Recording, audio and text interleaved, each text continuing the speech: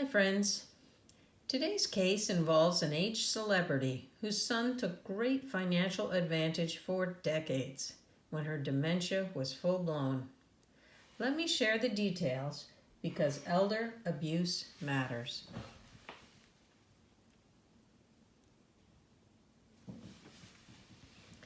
This case comes from online news reports.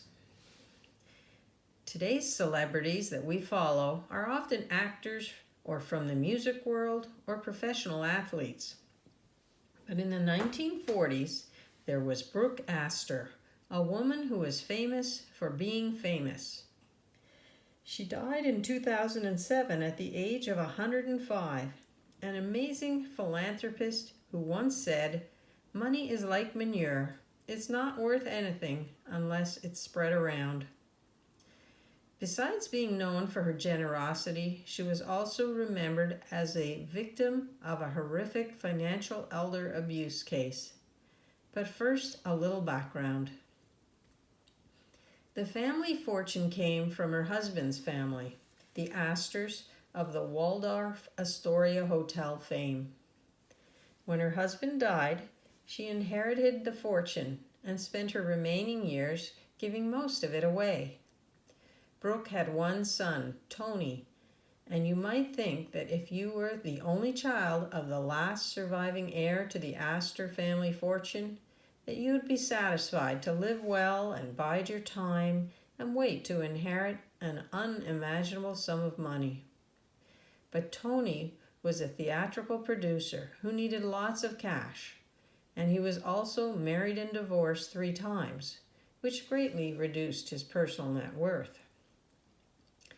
When Brooke was in her 70s, Tony started managing his mother's finances in the 1970s. And as she became increasingly incapacitated due to dementia, Tony began paying himself an annual salary of $1 million a year, while at the same time taking more and more assets and money from his mother. This continued for decades. As his mother's capacity further diminished, not a surprise as she approached 100 years of age, Tony's crimes became more blatant. He convinced her that she was running out of money and that she needed to sell some of her properties. He also transferred money to his personal accounts and took priceless artworks from her Park Avenue apartment so he could sell them and keep the proceeds. Tony's need for cash escalated, while at the same time he allegedly began to neglect his mother's medical care. In 2006, when Brooke was 104 years old, Tony's son Philip, then a university professor, was ironically the one who blew the whistle on his father's fraudulent and abusive scheme.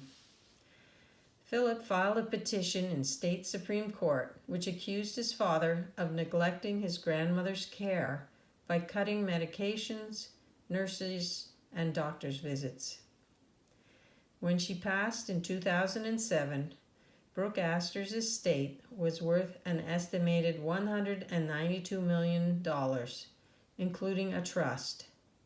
Most of her assets and the estate went to charity. $30 million went to create the Brooke Astor Fund for New York City education, and millions more went to Prospect Park and Central Park. Tony received $14.5 million, an amount that was later cut in half because of the elder financial abuse lawsuit filed against him. In the end, Tony was indicted on 16 counts, including conspiracy, grand larceny, and possession of stolen property, while his lawyer and co-conspirator was charged with 6 counts, including forgery and possession of a forged instrument. Both men were also accused of persuading Brooke to change her will and to leave her remaining assets to her son instead of to a charity as had been her intent. Tony was found guilty of 14 of the 16 charges, including first-degree grand larceny. And on December 21st, 2009, he was sentenced to 1 to 3 years in New York State's prison. His appeals ran out in June of 2013 when Tony, then 89 years old, reported to prison. His sentence lasted just 8 weeks when he was granted a medical parole, and he died within the year. Tony and his son never reconciled. He left his entire $14.5 million estate to his widow and to her children, while disinheriting Philip. Philip did inherit $1 million from his grandmother's estate, and he said he would do it all again. Basically, we saved my grandmother, and that was my goal. The sad case of Brooke Astor does, however, have a long-term happy ending. Philip did save his grandmother, who received proper medical attention in her final days, and he went on to create a new organization called Beyond Brooke, whose goal is to advance elder justice and to fight elder abuse. Well, friends, the need for money has a habit of hurting those we love.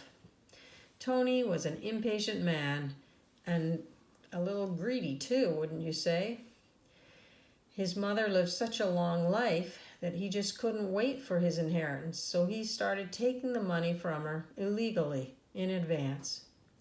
Thankfully, his son Philip had the integrity to put a stop to it before there was nothing left for the charities. And that's really where Brooke had wanted her money to go. Unfortunately, it also resulted in the end of the father-son relationship. I have to wonder if Tony purposely slowed care for his mother to encourage her death sooner rather than later. What do you think of that possibility? Let us know in the comments below. And let's hope that grandchildren continue to watch over their grandparents for any kind of abuse, because elder abuse matters. Friends, our goal here is to share abuse cases so that you'll know you're not alone if you are suffering from elder abuse. We hope that it's therapeutic to hear other stories, and it may also be helpful to anonymously share your own story of abuse on this channel and help others. Just check the show notes below to find out how. And finally, please like, share, and subscribe now to grow the channel, so that together we can reduce the abuse, because elder abuse matters. Please stay safe, seek help, and know that I'm praying for you.